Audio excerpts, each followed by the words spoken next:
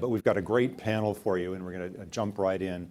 Their bios are in your program, the full bios, but just to give you a quick introduction, starting from my left, Linda Robinson is a senior international policy analyst with the RAND Corporation. Nick Rasmussen, the director of the National Counterterrorism Center, and doing his best impersonation of Brett McGurk, his deputy, Terry Wolff, one of the senior counter-ISIL coordinators for the U.S. government. And on the far right, Brian Fishman, counterterrorism analyst and author of a new book called The Master Plan, which is available for purchase out in the pavilion. And he's also the lead policy manager for counterterrorism for Facebook. So an interesting group of people here for that.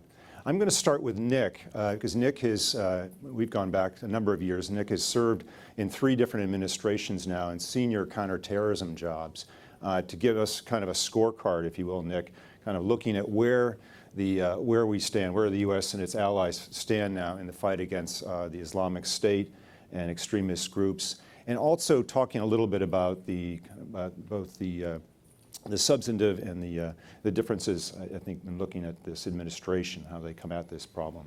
Sure, and thanks, Eric, for the chance to kick off. You know, often when I'm in a public setting, that involves being in front of the U.S. Congress with an opportunity to provide testimony, or in some other public setting, I often use the kind of tagline that we face as a country right now: more threats emanating from more places involving more individual extremists or terrorists than at any time in the period since 9/11. And that's a kind of quick shorthand way I use to kind of encapsulate the diverse array of threats that we are seeing across an entire landscape of terrorism-related developments around the world. Now, I can spell out in some detail and a bit of a side conversation why I don't necessarily translate that into it's worse now than it's ever been before, because I think there are some important ways in which we are better off now, far better off now than in the period immediately after 9/11. So if anybody wants to come at that proposition a little bit later, I can handle that. But the diverse array of threats that we face right now is, I think, a unique feature of the landscape because of the very specialized way in which ISIS has gone about the terrorism enterprise. In addition to confronting the usual array of threats that we dealt with from al-Qaeda and al-Qaeda affiliated organizations for so long, the kinds of threats that a central leadership directs and organizes and plots and plans from a centralized headquarters type operation. In addition to dealing with all that, we are, and of course, in the current world, with ISIS playing such a prominent role, also dealing with an array of threats from individuals who are perhaps only enabled, and in some cases only enabled a little bit, by ISIS. And in some cases, even on the other end of even further end of the spectrum, we're dealing with individuals who are perhaps only inspired by ISIS or by some form of extremist ideology. They've had no direct contact, they've had no training, no capacity building, no capability enhancement as a result of being tied directly to a terrorist organization. So as a result, our law enforcement and counterterrorism community has a much harder problem set, I would argue, in some ways, than we did in the period after 9/11, when we were focused very much narrowly and with tremendous capability on one kind of threat, and that was the kind of threat represented by a terrorist group engaged in centralized planning, trying to carry out mass casualty attacks. So that's kind of a quick thumbnail of how I would think about the ISIS threat. Whenever I get into a setting like this, though, I also want to take a second, though, to remind people, to remind our fellow Americans and our partners around the world that not for a second has al-Qaeda stopped being a preeminent counterterrorism concern for the United States, even as ISIS dominates the headlines, dominates the jihadist landscape, and has taken over much of the extremist narrative around the world. Not a single day has gone by at NCTC or anywhere in the counterterrorism community of which I am a part where al-Qaeda and its affiliate organizations are not still, as I said, a top-tier counterterrorism concern. And that often gets lost in the reporting, not by seasoned reporters such as Eric, I would say, but by a lot of reporters who kind of brush over where al-Qaeda is and tend to focus on ISIS to the exclusion of al-Qaeda. I can stop there. I guess I would say in the early days of this new administration, there is a logical and natural opportunity to review policy and strategy, to take a look at what has worked, what adjustments may be required to make us more effective.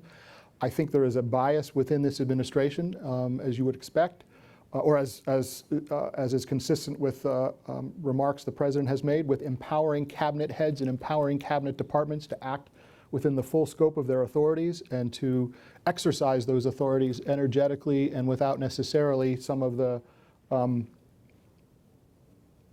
interagency processes that might have in the past been perceived as putting a brake on some of those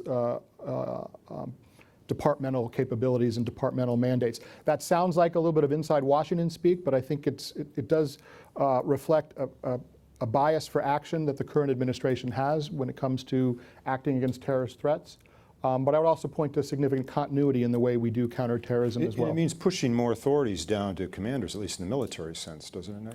I think that's one facet of it. And again, over time, I would imagine you will see lots of continuity as well in the way we conduct counterterrorism operations. It was not as if the counterterrorism community needed a wake-up call with the presidential election to go out aggressively after and against the ISIS elements that are the most threatening to us. Terry, one of the big differences, of course, between the Islamic State and al-Qaeda is they actually held territory, great swaths of territory in Iraq, in Syria. We're now seeing what may be the final battles for at least the strongholds in Mosul, West Mosul in particular, in Iraq, and Raqqa, where the isolation campaign continues. Give us a status report. You've spent time over there. How long is this going to go on, do you think, before those two centers fall? So to add to kind of what Dick said, I'd like to bring up a map. Can you do that, please? We bring the map up? There we go. So got to talk a little bit from the map so there are a couple of reference points. So first of all, this is a campaign of really momentum. And it's also a campaign of simultaneity, and it's really based on what I would describe as an effort of by, with, and through partners. So think about it in Iraq, and I'll talk briefly about Iraq, and then I'll move to Syria. But as Eric said, the fight for West Mosul is ongoing, as many of you appreciate. The chief of the Iraqi Defense Forces, their chief of defense, I think yesterday or over the weekend, said he expected that West Mosul would be liberated by Ramadan. That's kind of what he was focusing towards. We'll have to see where that goes. This has been a tough fight in West Mosul. But what's interesting about the map, if nothing else, is where you see the light green, it's terrain that has been recovered or liberated from Daesh or from ISIS. The dark green is areas that have most recently been liberated. The snapshot's through about February. Those of you who are following this closely know that additional land has been liberated. And what's important is where the people are living and how the campaign plays out. So the way it has worked in Iraq has been by, with, and through the Iraqi security forces. And East Mosul was liberated, the Iraqis said about the end of January. The operation for West Mosul kicked off. It's been a real tough fight, as you know. The Iraqis are saying somewhere between 50 and 80% liberated West Mosul, that is. That's not the end of the fight in Iraq. The Iraqi security forces will sequence then other places where ISIS is operating, places like Tal Afar, places like Hawija, and then down the Euphrates River Valley, really in that area that's kind of the rust brown covered, where you see all the water area just on the west side of Baghdad. So what's unique about this is that the Iraqis own this fight, and I describe them as the majority owner in this. Much different than a decade ago when we pretty much owned the fight and they were working with us. On the military side, they're doing this with coalition support, and the coalition is made up of about 68 entities, 65 countries, and 3 other organizations. Incredibly important, but there's also a non-military side of this as well, which there's a lot of humanitarian assistance, demining ongoing, and efforts to kind of get the Iraqi governance restarted through stabilization projects, and I can talk more about that later. It's a little more difficult in Syria, particularly the northeast part of Syria. Can we bring the map back up again? Thanks. So where you see that real dark green is it's terrain and terrain that has been retaken by the Syrian Democratic Forces, made up of YPG Kurds and the Sunni Arab Coalition. And really since about the turn of, really about late November, I guess, the SDF launched operation to begin the isolation of Raqqa. And that's been done in about 3 different phases, operating from north to south, then west to east towards Raqqa, and then on the east side of Raqqa. And on the 21st of March, the SDF, supported by the coalition, did an air movement and also a rubber raft operation to get SDF fighters around the south side of the Topka Dam.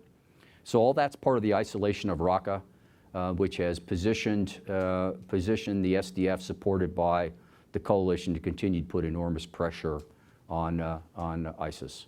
Linda, you've spent a lot of time in Iraq. What's your sense? Do you agree with Terry? How is this fight going, and are the Iraqis up to the task of not only taking West Mosul with Allied help, but these follow-on operations? Yes. Well, I've spent half of this year so far in Iraq and Syria and Turkey. And I have been on this since 2003 when we first went into Iraq, as you know, Eric. And I would like to step back a minute to note there was a very slow first 18 months to this campaign. The inputs just weren't there. There weren't enough advisors, there weren't enough air assets, there wasn't enough intelligence, and there weren't enough of what's called enablers, basically fire support of different sorts. Now we have artillery, HIMARS, Apaches, so we're providing a lot more support than we used to. But I absolutely agree with Terry in that the characterization of this campaign is critical. By, with, and through it's actually a special forces phrase. And I do a lot of my work with on research on the special operations forces. This is a very important example of really trying to use partners, and I think the fate of this counter-ISIS campaign will be critical in whether or not the U.S. looks at this as a viable approach in the future.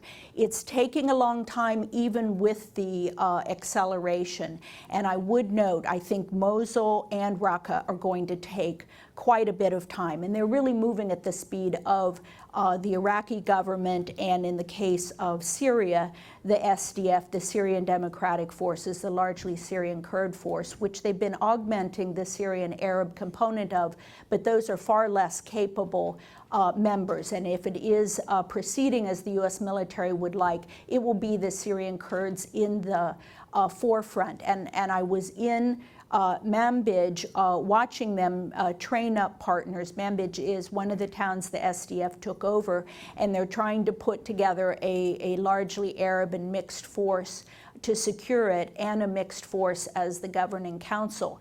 But those leaders were saying to us that they were most concerned about Turkey, and Turkey indeed at that point, and this was in February, as far back as February, they were taking fire from the Turks. So this is a very significant wrinkle and one of these political complications of the campaign that must be resolved to have success. Mosul, the critical factor is you've got 400,000 civilians trapped in the old city, that part of West Mosul.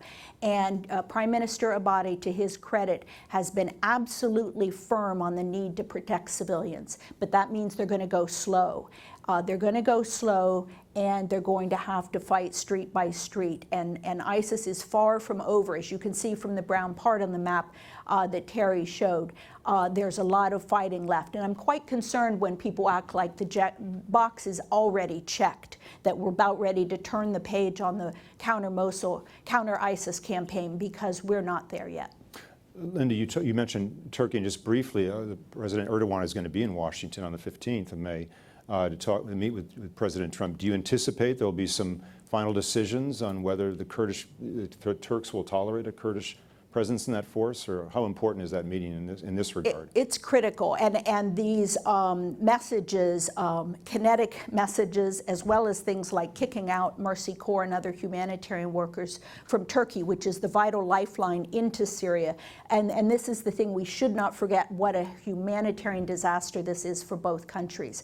And I think that we must come to some agreement with Erdogan. The military, U.S. military, unfortunately, they're in such they want to keep up the momentum. So they've been really willing to run roughshod, I think, over this problem of Turkey, and an agreement must be reached. Turkey probably doesn't have the military capability to really do a lot down in the Raqqa area, but there has to be a way for this critical NATO ally. And frankly, the reason Turkey's in NATO is Russia, so we need to think geopolitically here and not tick off Turkey to the point that we're having a hot war. And I want to point out, we've got our soft advisors down there in the middle of this, and they'll be the first casualties. Brian, we've talked about the resiliency of ISIS, and obviously they've been counted out before in 2011. It looked like they were kind of put back in a box, the U.S. left, and we saw the resurgence that we have today. What's your assessment of where ISIS is now? Is they're already kind of morphing, and there have been reports of ISIS leaders, leaving Raqqa, settling elsewhere. What's the long-term, future of this? Yeah, I think there was a misconception that, in my mind, that the Islamic State sort of bubbled up suddenly out of the Syrian civil war to take over all of this territory and create a government, and it's now losing that territory. In the history that I tell, they declared a state in 2006. I taught a class at West Point in 2008. My book is based on the syllabus there that speaks to their intent to govern at that time. They set speed limits then.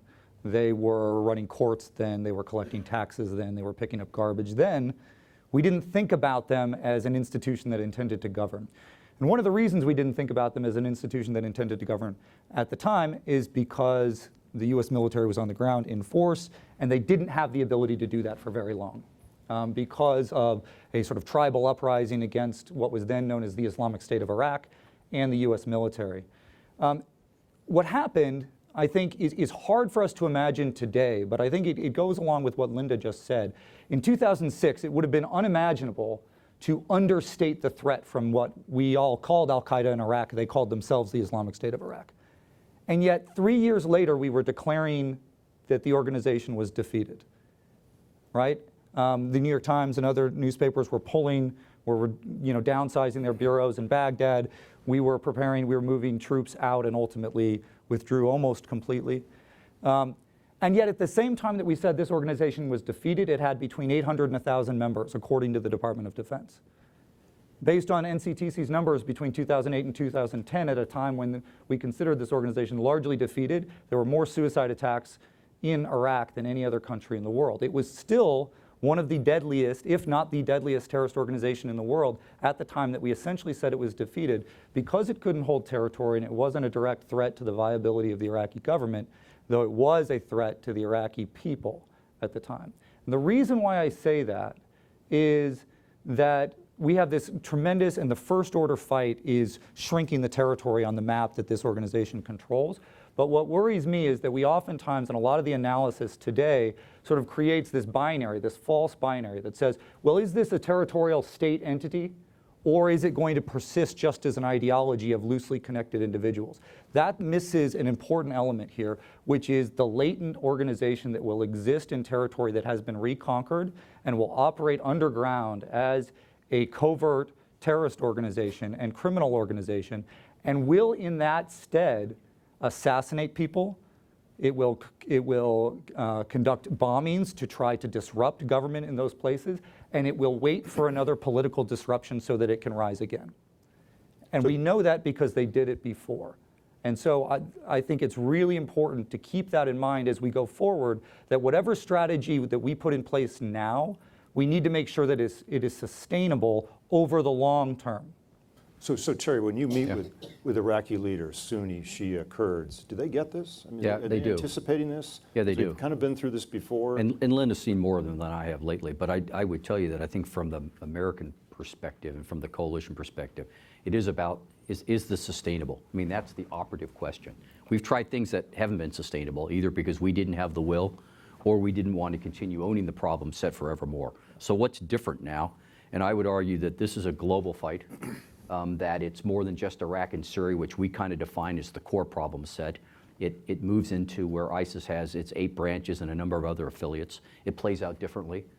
This enemy is incredibly capable and very adaptable.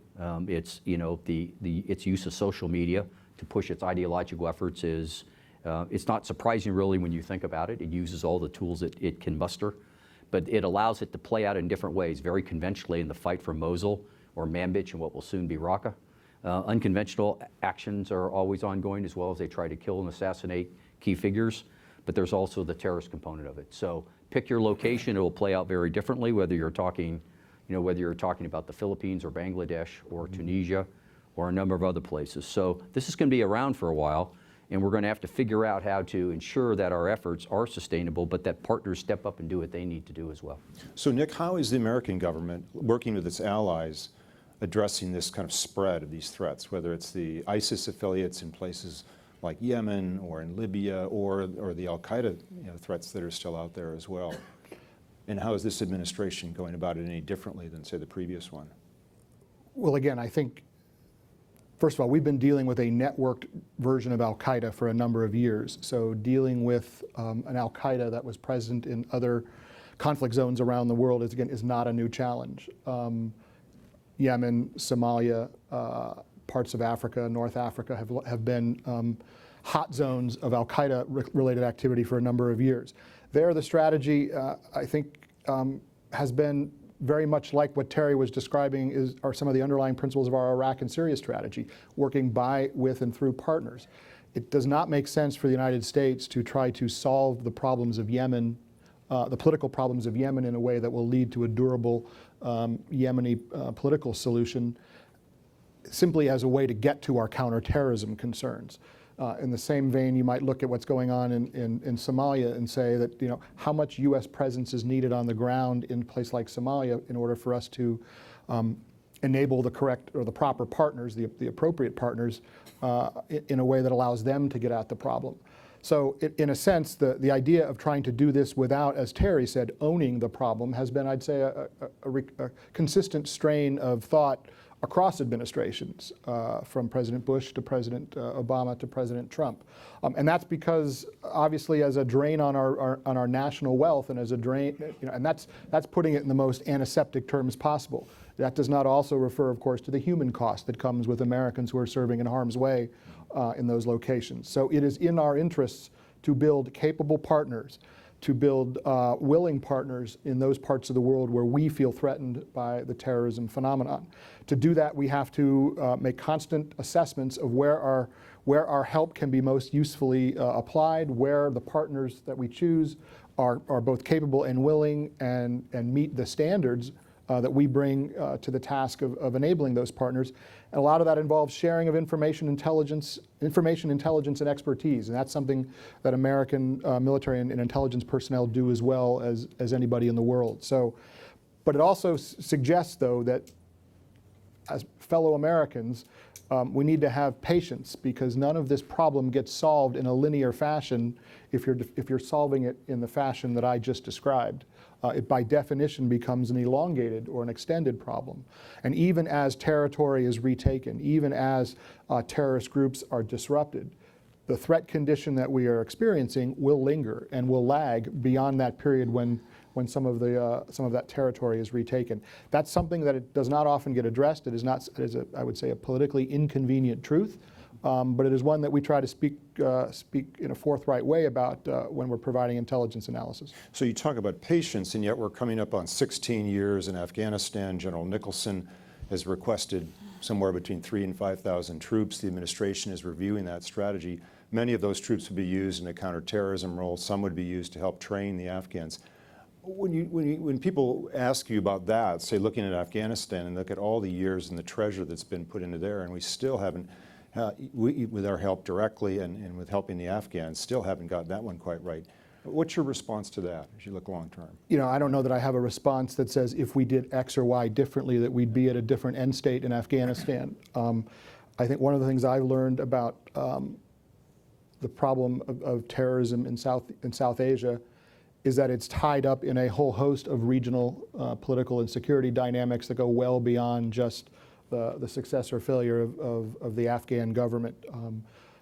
Regional rivalries that long predate 9/11. There's a whole host of things, I think, that tell me, and this is something I guess I've taken away over the course of my service over the last 15 years, when we talk about the United States bringing a counterterrorism strategy to bear in place X or place Y, I've learned to come at that with a considerably greater degree of humility than I perhaps would have 10 or 15 years ago. Our ability to dictate outcomes and to array the landscape in a way that suits our interests and protects our security at the expense of the local political and security agendas that others may have, our ability to do that, I think, is limited. Despite the fact that we have the most capable, tested, well-resourced counterterrorism forces in the world, there is still a limit on the outcomes that we can deliver in these conflict zones. So Linda, let me ask you, whether it's in 2 months or at the end of this year, early 2018, ISIS is vanquished in Mosul and in Raqqa. What impact will that have on the larger kind of global movement, you think, with ISIS? Are they more enduring, as well as al-Qaeda for that matter? And will these other offshoots be able to sustain themselves without having that physical caliphate that the leadership can draw upon and point to as inspiration? Certainly in the case of ISIS, the territory there is extremely important, and the Iraqi component to this organization is extremely important. And I would say more generally, you have to deal with the problems in the places that give rise to these very lethal groups. I think that the alternative is what is often referred to as mowing the grass. And what the special operations community will always say is their activities are really aimed at just buying time for other solutions to work. And I know there's a bit of, I think, a pessimism in this country. And when I speak to general audiences, and as you just alluded to, Eric, gee, we tried this in the big boots approach in Afghanistan, it didn't work, and frankly, the big money approach. I think that I would advocate somewhere in the Goldilocks vein here. We don't need billions and trillions of dollars, and we certainly don't need hundreds of thousands of troops. But if you do not do these follow-on activities, you will not win. And those are stabilization activities. I believe the administration's been a little too modest and scoped them a little too narrowly. The formal stabilization plan is supposed to only last 6 months. I think that is not simply not sufficient given the degree of destruction. 3 million Iraqis alone displaced, 11 million Syrians. You've got a major, major problem that you have to stick with. And the political side is extremely important. And the U.S. can only help midwife. We have a report coming out that has 14 priorities that we would like to see go to the top of the administration's agenda, and things like a group of friends of concerned parties that can go in and help the Iraqi government, which is frankly the best Iraqi government we have had.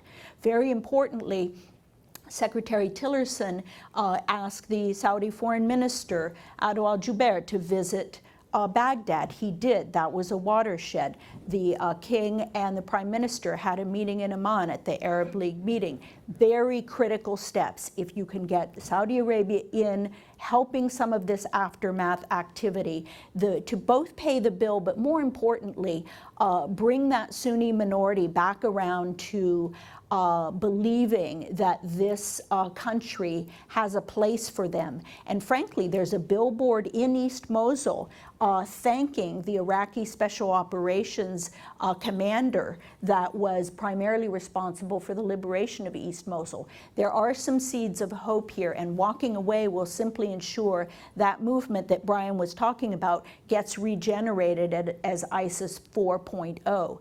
And I'd like to just make one last comment. I know this president has argued for or asked his government for measures to accelerate the campaign. And of course, the last thing we need, in my opinion, is a combat division moving in there in the supposition that you need to make that military campaign move faster. If you want the CT part of it to move faster, and this is my global pitch, we do not have enough MQ-9s.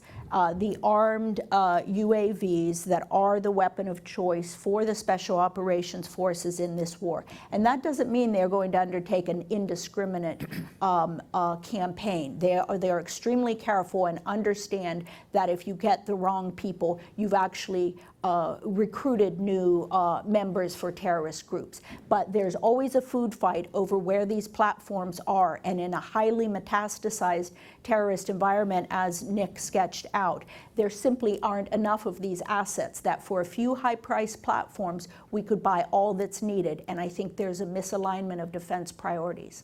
Brian, I'm going to turn to you, but and ask all the panelists, because we've been talking a lot about largely military efforts. to deal with the existing threat, how you can contain it and push it back. But I want to touch on the whole recruitment pattern aspect.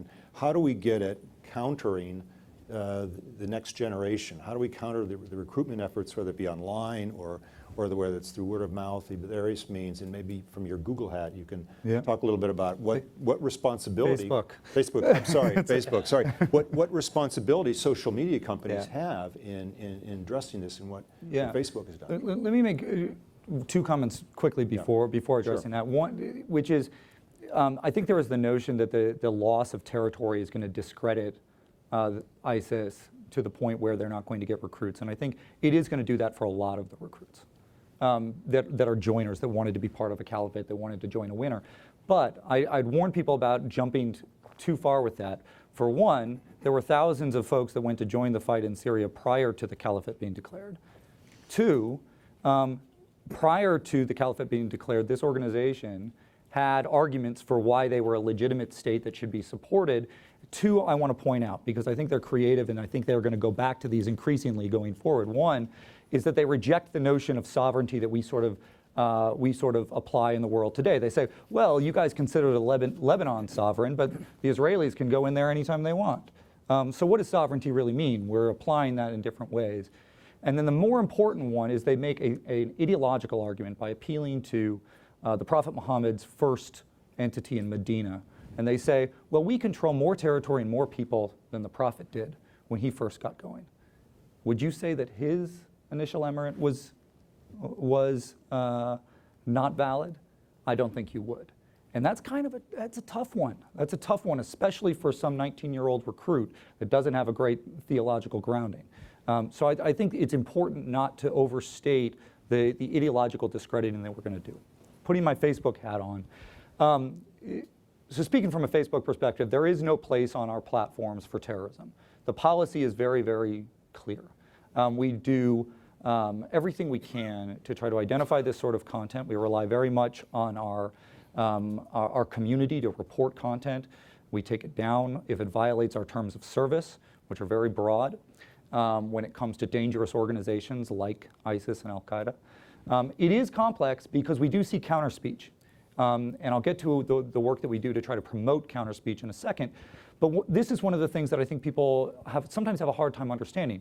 Because we do see ISIS propaganda or images that are taken from ISIS propaganda used to say, look at what these people are doing, isn't it awful, we need to fight back. And so we have human beings that look at each of these reports when it comes to terrorism to try to determine whether or not they are shared in context such that this is actually supporting these organizations or against it. And when you're dealing with this kind of media, that creates that's a real strain. That's a real operation to do this. We get millions of these reports a week. Not just about terrorism. We sort the terrorism ones out. And this is a really, it's a major operation to do. We also increasingly use machine learning and proactive techniques to try to identify this stuff, but we still like to have human beings in the loop to take a look. Bit more than 50%, it goes up and down over time, of this kind of content that we remove, we identified proactively one way or another. That could be image matching software, for example. We also support counter-speech, and this is something that we're really proud of. We worked with government agencies at various times. I worked with NCTC years ago when I was at the New America Foundation in DC to sort of kick this off, working with social media companies. And the one that I'll highlight is something called P2P, peer-to-peer, which is a program that we sponsor globally. There are about 500 universities where we sponsor curriculum development. So there are classes that are taught at these universities for students on what can you do to counter violent extremism, how do you push that message in digital space, which is a great thing for getting a job later on. And then these teams of young people develop messages and campaigns that they think are relevant in their communities. There's a global competition. The winners come to Washington. They get ad credits from us that they can pursue. And the thing that's really special about this program, and we have others as well, but what I really like about this one, and as a model here, is that it's scalable. It's building off of existing infrastructure, meaning the universities, and it's providing that curriculum. And that's something that's really hard. It's easy to do a short-term, one-off counter messaging campaign. it's really hard to scale that effort so that it resonates and you've got messages that resonate globally. And so you need to find a way to empower those folks, which is something, of course, that is a version of the kind of problem that I know Terry and Linda are thinking about when you're talking about by, with, and through. How do you encourage people to do this themselves? Well, Nick, so that's from the private sector side, and yet Jim Comey talks about the increasing danger to the intelligence community and counterterrorism community of terrorists going dark and being able to use encryption in such a way to do more of their work unseen to professionals like yourself. And the interaction necessarily with social media companies isn't as good as it could be, to say the least. What efforts do you see being done to try and deal with that? Well, and how dangerous is the fact that you have more and more of that space, according to Comey, going dark? this is probably about as tough a problem as we have anywhere in the counterterrorism community right now. The fact that our terrorist adversaries have the ability, in most cases, to communicate outside the reach of our intelligence and law enforcement services. Even in the heyday of al-Qaeda in the period after 9/11, we had the kind of intelligence collection capabilities that allowed us to have great insight into who, what, when, where, and why of our terrorist adversaries. Now we may get, at best, one of those who, what, when, wheres, and whys, the 5 Ws. We may have an indication that there has been some form of communication between individuals. We may get a historical picture of communication, but not a current picture of communication. So there's no doubt but that we are disadvantaged right now, and it's because of the vast array of new technologies and new applications that are showing up every single day.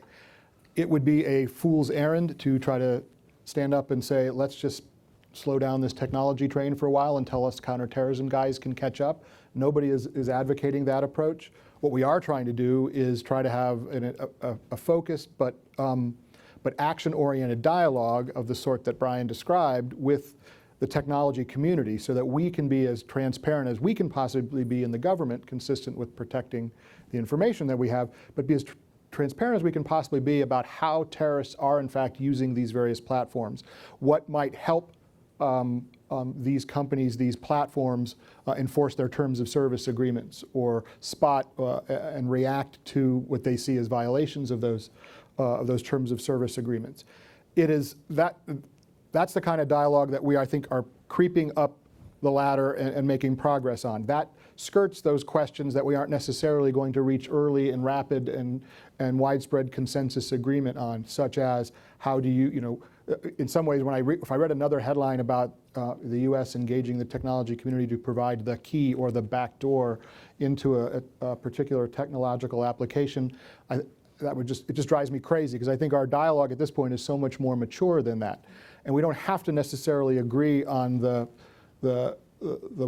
silver bullet solution in order to still make a lot of progress in working with the technology sector.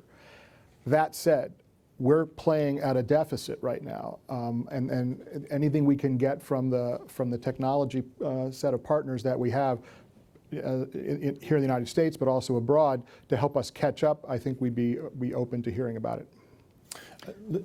Go ahead, Terry. Yeah, I was going to add, because I'd like to play off what both folks just said. I mean, listen, the whole ideological challenge, the counter-messaging task that we have, has a whole series of critical things that have to happen. It's very local. I mean, it's things the social media companies can do. It offers intelligence opportunities for sure. There is information sharing that has to happen in law enforcement and in the law enforcement community. The 67th member to join the coalition was Interpol. That is huge, because again, we have nations that won't share basic information with one another. That makes us all a little less safe as we get on airplanes and we deal with the threats that this group have put out on the table. But it's the peer-to-peer program. It's the countering violent extremism program in communities. It's preventing violent extremist activity as well. That's a very local thing. That's done inside of communities. That's done in schools. That's done in churches. And when you go back and see where the zealots are that join Daesh, generally, you're probably not going to stop them if a local imam or a brother or a family member say, go join. Chances are we won't be successful. However, You're going to keep a lot of the fence sitters off if these preventive programs are in place. So there are nations which are standing up their own messaging center, Morocco, Jordan, Malaysia. There are things that are happening to point out in terms of thematic issues that what is going on with Daesh so that we get people to better understand it. It's how governments talk to each other about this. And the United Kingdom has picked up on in efforts to do that by just talking a little more about this and getting information into policymakers' hands. All this is absolutely critical. So it's the freebies that we have out there, and sharing information is a freebie. And so if you can get the community to do that, then these different countries out in these global spaces where the affiliates, where the Daesh affiliates are operating, then they can up their game because they're trying to find needles in haystacks, which are terrorist cells, generally, because it hasn't taken root in other ways. There's also a partner capacity piece that we and other partners in the coalition can help them deal with, whether it's their counterterrorism forces or their military or a number of other things. That's what will be critical as we shift into the by, with, and throughout in the global spaces. And that really isn't that hard. We do that virtually every day out in our embassies at the country team level. We just got to up our game a little more. I want to spend a few minutes talking to the panel a little bit about the domestic threat, because I know a lot of Americans are probably wondering, well, how much of this really affects me? We see obviously our European partners have dealt with this in very tragic ways in Paris and Brussels. But talk a little bit about the threat as you see it overseas, both from the external plotting that you all are trying to combat every day, to the homegrown threat, the Omar Matins, the San Bernardino couples, and how those they're two different kinds of threats and the challenges they pose to the community. Maybe Nick and Linda can address that. Sure. First. Again, I described at the outset kind of a kind of spectrum of the kinds of threats we face, but far and away the most likely threat to materialize here inside the United States is an individual inspired by radical or extremist or terrorist ideology in a way that he or she acts pretty much on his or her own, using the tools within his or her reach, as I said earlier, without the benefit of a whole lot of training, a whole lot of networking, a whole lot of tradecraft, if you would. The acronym we use inside the government to speak to this kind of individual is HVE, the homegrown violent extremist. And we've come up with a typology for this type of individual because it differs so strikingly from the kind of terrorism threat, as I described, that we were dealing with for much of the period after 9/11. Now, there's some positivity to the fact that that is the most likely threat that we face here in the United States right now. Most often, the kind of individual who reaches the point that they're striking on their own in the way I described a second ago, most often that individual lacks capability. They do not have an abundant amount of training, an abundant amount of, or the ability to call on resources from a large terrorist organization. And so that by definition lowers the level of violence that person can inflict. That doesn't make it any less tragic if that person carries out an act that causes the death of individuals in their community. And it's an analytical distinction I get that may not make much difference to communities who've been struck by Omar Mateen or other homegrown extremists here in the United States. But it is a different kind of problem than many of our European partner countries are facing. They are much more in the front lines of a threat dealing with individuals who are actually tied or connected to ISIS in a significant way. And so they deal with, our European partners deal with not only the threat that I just described a moment ago, those individualized extremists who may be acting on their own, but they're also dealing with a far more virulent form of terrorism practiced by ISIS, in which individuals are identified and deployed and recruited and organized and directed in some fashion by ISIS. So again, not to make ourselves here in the United States feel too complacent, because we certainly shouldn't be complacent. But the complexity of the threat picture here in the United States is considerably more manageable, I would argue, than what our European partners are dealing with in Paris, in Brussels, in Copenhagen, in Berlin, in London. And Linda, are these the target audiences for ISIL or al-Qaeda now, looking for the pockets out in the suburbs of Paris or reaching into the United States? Well, I think that Nick is certainly right that the inspired category is the biggest category for the U.S. threat at this point.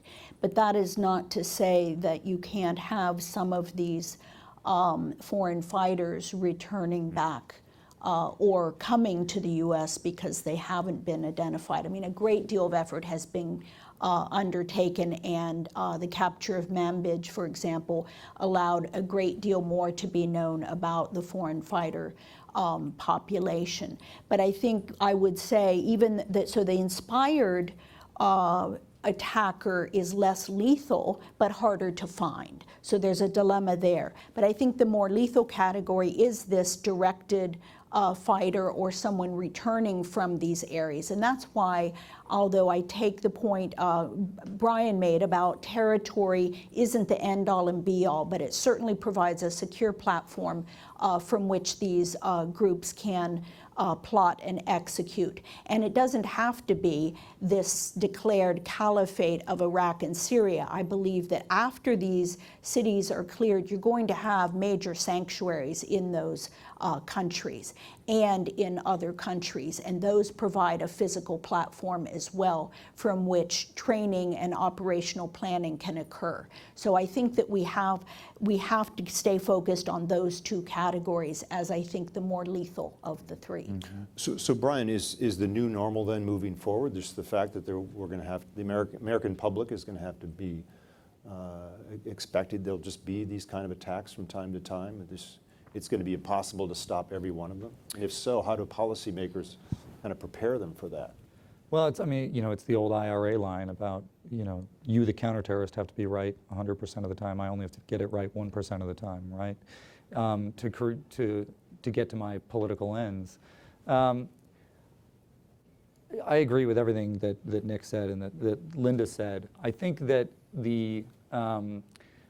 there is a need for us in the United States to have I don't know if it's a come to Jesus moment, but we need to have a very realistic conversation with society writ large about the danger that is posed by terrorist organizations. I was talking to somebody out in the hall earlier today who said, wow, I mean, it's very brave of us to be here at this conference. I mean, there's so many, big name folks and famous people, and aren't we a target? And I said, the most dangerous thing you did today was drive here from the airport. And that's true every day, right? So I think we have to sort of look in the eye that there is a real danger. There are very, very dedicated people that are looking to kill wantonly. But in the grand scheme of things, we can survive this. And I think that requires political leadership, it requires maturity, and I think that more than anything, we need to have that conversation. Well, can I jump in on that too? Yeah, please. I'm going back to my college in a couple of weeks to give a speech at my 30th college reunion, and I know what they want me to do is come in and talk about how awful the terrorism landscape is, because that's usually what people want me to do when they come to talk. But the theme of my talk is going to be much happier. It'll be about Like terrorism and happiness? No, my ask of the audience will be not too dissimilar to what Brian just said. It's my job to be preoccupied with terrorism. If I'm doing that job well, hopefully you're not preoccupied with terrorism at all. You're not making life decisions about whether to go to the Beverly Hills Hilton or not based on some irrational fear of what might await you as you pull into the parking garage at the Beverly Hills Hilton. My job is to think about those things and to work with a community of people inside the government that works pretty hard to anticipate and disrupt when, as Brian said, people who are focused on carrying out wanton acts of violence, that they're prevented from doing so. But it's worth keeping in mind just how often they don't succeed, particularly here inside our homeland. And so along the scale of national security threats, and again, this is from someone who's engaged in counterterrorism work every day, along the scale of threats to our national security, I think over time we've done a pretty good job of ratcheting terrorism and counterterrorism a little bit further down that set of national security threats that we face. It's going to be around in some form or fashion for as long as I serve, as long as my successor serves, and probably as long as whoever the man or woman who succeeds my successor serves as the director of the National Counterterrorism Center. But that doesn't mean it should become a national preoccupation or have some inordinate hold on us. Again, that's a paid personal advertisement from someone in the counterterrorism community. Let me and let our professionals be preoccupied with this problem.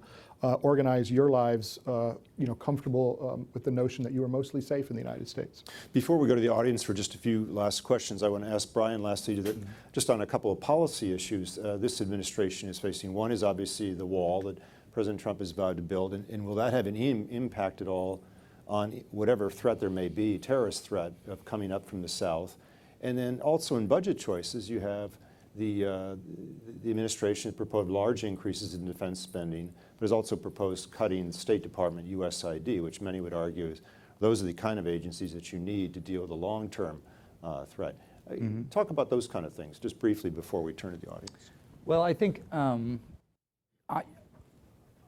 not aware off the top of my head, and there may be an outlier case that I'm sure Nick could probably point to, of a terrorist threat coming in from the southern border. There's a plot to kill the Saudi ambassador, which was a little bit different, but so I don't, I think that is a domestic political question that we're going to have to address on those terms. I don't see that as primarily a national security issue in the sense of terrorism, right? What was the second question? The second was about the disparity between the increase in defense spending. Oh, right. Well, I think proposed reductions in state USD. They may not well materialize given that Congress still has a say. So I think that Linda pointed this out earlier, right? Which is that, the fight on the ground in Syria and Iraq, and I imagine Terry agrees with this, so I don't want to put words in his mouth. It's much easier to imagine there to be effective governance in Iraq across the breadth of Iraqi territory right now than, in my mind, at least across the breadth of Syrian territory. Sure. I have it very hard, and I'm skeptical that the Iraqis are going to be able to do this, acknowledging that the Abadi government is about as good as we could hope for and all of that, right?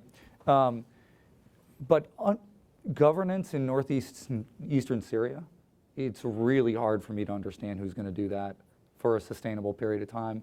Maybe I'm just missing something, but I don't know who's going to do this, right? We've got the SDF and the YPG, and as Linda said, the YPG are the fighters, but that is there is an ethnic discord there between the Kurdish fighters and the YPG and the population of Raqqa and the areas around it. This is just a tough nut to crack without institutions.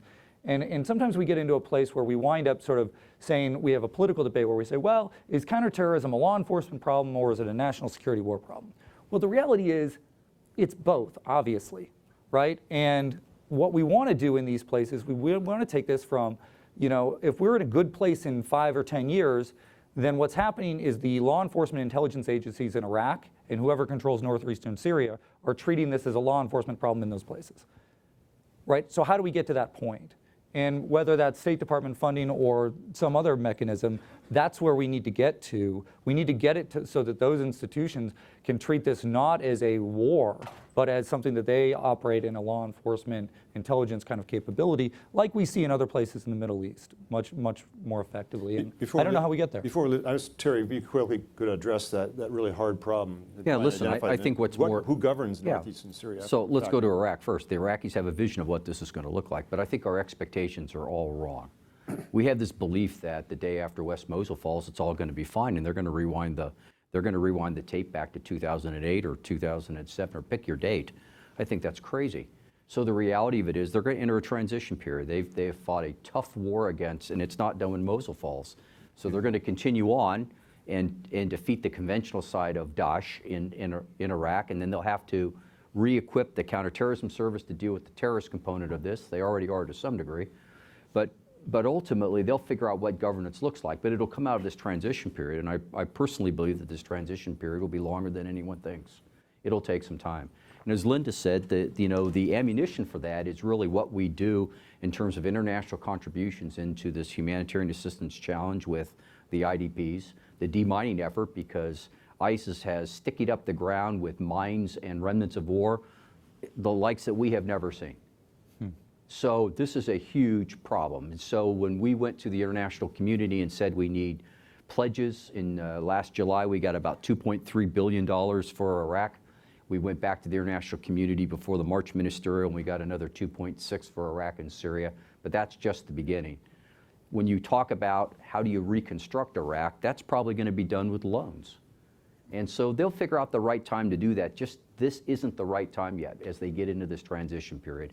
Governance will take a very interesting series of twists and turns as the Iraqis move towards both provincial and national elections. But they have an idea where this is going to go. They can't tell you exactly how it would play out. I think the Northeast Syria problem is really unique. But there'll be a local flavor to that as well. And it'll start with Raqqa Civilian Council and trying to get the demographics right on that, balance the Turkish component of all that.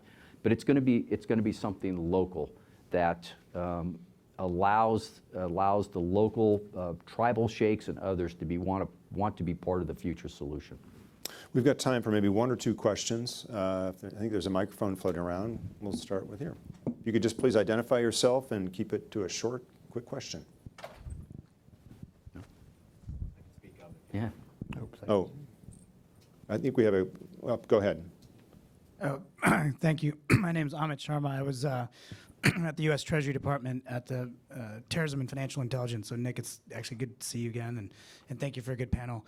I was wondering if you could comment on the counter-illicit finance campaign and just what are the near and intermediate term strategies envisioned as we think about just threat finance broadly as it relates to global terrorism, and also just the interconnectedness that is having with respect to global financial and commercial networks that support that terrorism. And there's a direct link and correlation we're seeing in terms of just broad de-risking, right? And just down the hall here, we're looking at financial deregulation to include issues around compliance and anti-money laundering and BSA. And so can you please comment a little bit on that? I will, within the limits of my expertise, because I'll tell you that we really do depend on Treasury and their expertise in this area. The ISIS problem with respect to resources and finance kind of took the fight against terrorist finance to a new level. In addition to having to deal with all of those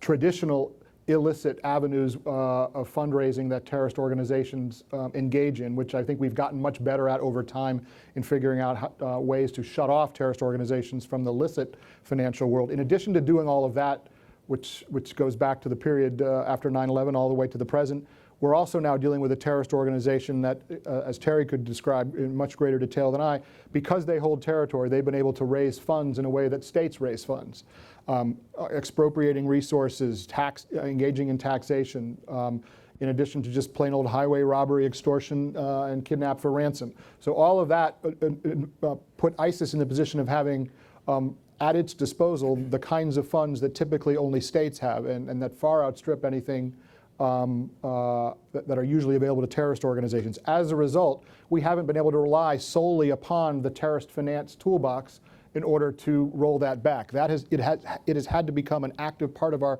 kinetic and political campaign to deny ISIS those resources.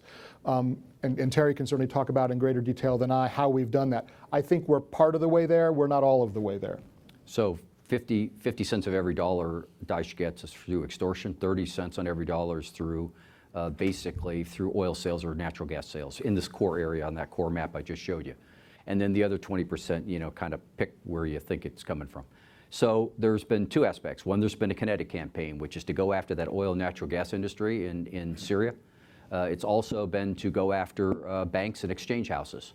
So kinetically, and then also shutting them down. So in Iraq, you've used the Central Bank of Iraq to go after exchange houses and banks and basically stop allowing them to trade in dollars. And so that has had some impact. Equally important, as you would well know, you cut off the flow, you cut off their access to the international financial system and their ability to move money around and move licit and illicit flows of money into interesting things.